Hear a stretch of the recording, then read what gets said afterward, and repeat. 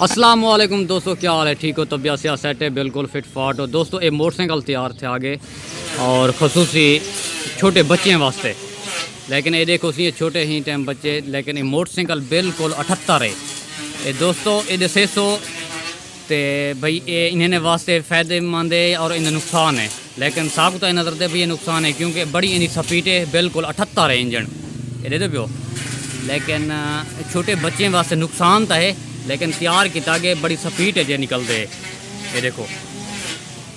हूँ ये देखो ये बच्चे चले इन्हें को मोटरसाइकिल ही हो, लेकिन नुकसान है क्योंकि बच्चे ना समझ होन स्पीड देन ते बिल्कुल ये देखो सी। बाकी बिल्कुल सिस्टम बिल्कुल मोटरसाइकिल निकाल 78 है इंजन देखो। इन्हें इंजन ही जेल बिल्कुल ये देखो जैनवन इंजन है बिल्कुल 78 दे ये देखो। ये देखो जी दोस्तों यही टाइम देख छोटे। हाँ छोटू क्या हाल है?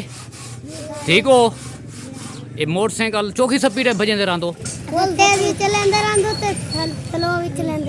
चौके का पेट्रोल खपा वेंदे रहो रोज का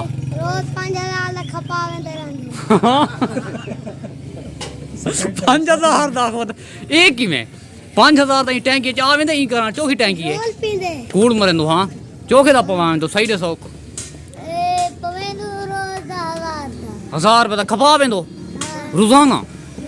अच्छा बाकी ये देखो छोटे बच्चे चौकी स्पीड चौकी करेंदे रहो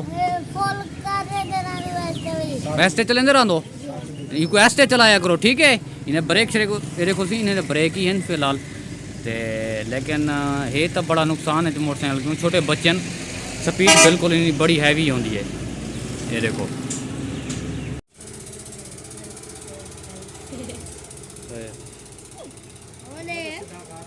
चल हूँ भजा दे वनी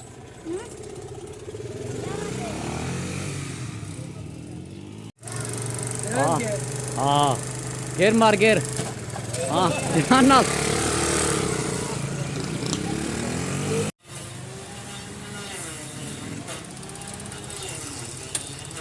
क्या महसूस थे? बेहतरीन।